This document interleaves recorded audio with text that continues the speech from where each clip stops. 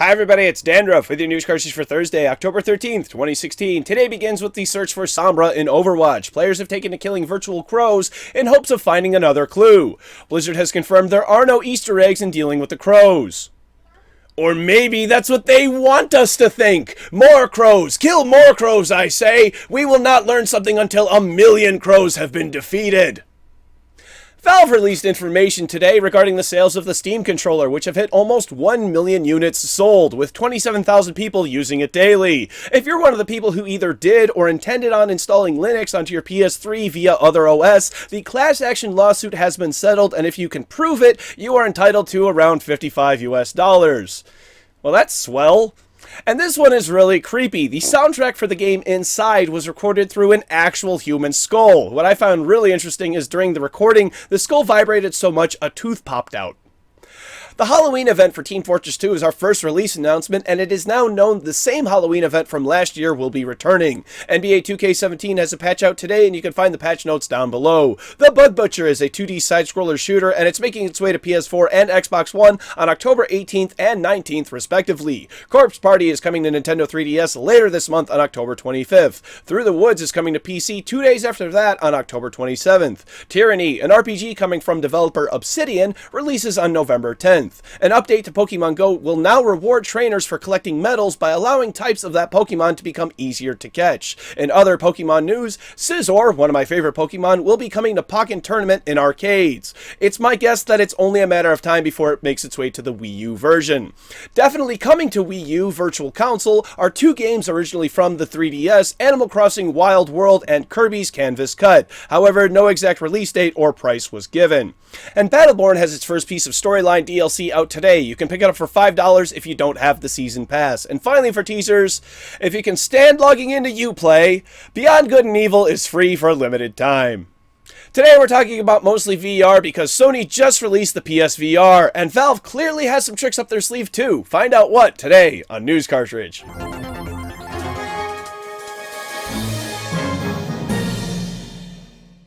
The big news today, of course, is the launch of the PSVR. If you forked over the $400 US and pre-ordered it early enough, then you could be playing one right now. And if you do have one, please let me know how it is in the comment section down below. So, where do we begin? If you're having problems with calibration or tracking issues, then VG247 has an extensive guide for troubleshooting. But once you do get it up and running properly, the hardware comes with an actual demo disc to try out the different capabilities of the headset. One of which is the ability to watch 360-degree videos brought to you by the updated PS4 media player, and even those without VR can now view 360-degree pictures and video.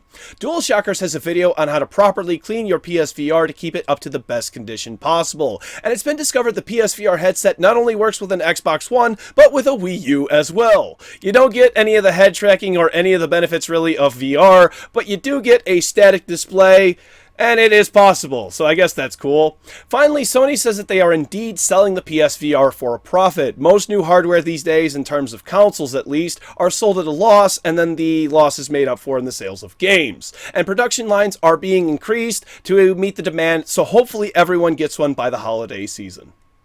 Up next today, Valve has announced some really cool things. First of all, Sony's DualShock 4 will be getting complete support for Steam. This is the beginning of an effort by Valve to add more than just Steam controller support. And this is full native support. It won't be running keyboard emulation or something. It will enable full motion-assisted controls and the touchpad. And just like the Steam controller, users will be able to create their own custom profiles for individual games and then be able to share them with everyone on Steam. It's only a matter of time before the Xbox One controller gets the same treatment. And Valve has also partnered up with Samsung, and in the future all Samsung TVs will have Steam Link incorporated into the TV itself. All you need is a Steam controller and you'll be able to stream games from your PC to your TV at low latency.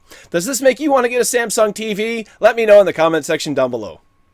In the quick spot today, Sony revealed the PS4 Pro will have SATA 3.0 support, and my first thought is, finally! The current PS4 model and even the Xbox One S both have support for SATA 2 speed, which is just fine for hard drives, but it's silly for solid-state drives because even lower-end value SSDs will max out the speed of SATA 2 with ease. Now, this doesn't mean the stock PS4 Pro will naturally be any faster, but it does mean choosing to upgrade your console to an SSD will be a reasonable idea.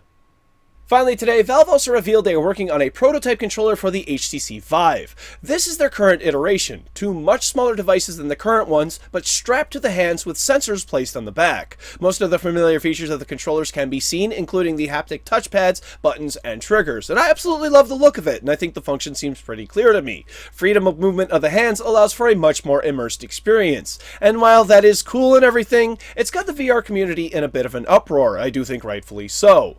The Vive released earlier this year in April, and just 6 months later, Valve is refreshing the controllers, which is only going to add to the cost. Yes, these controllers may be optional, if not substituted by Valve for the stock controllers in the future, but early adapters of the Vive will have to buy these controllers for at least $100 each to have a better VR experience. Now there's a whole other aspect to this, which is this information coming to you the same day as the launch of the PSVR. Much like proposing to your fiancé at someone else's wedding, Valve is hoping to steal some of Sony's attention on their big day. Definitely a conscious decision and a bold move by Valve, which really relies on the deep pockets of its customers. I'd appreciate it if you would let me know what you think of the controllers, or what you think of Valve releasing so much information on the same day as the PSVR in the comment section down below.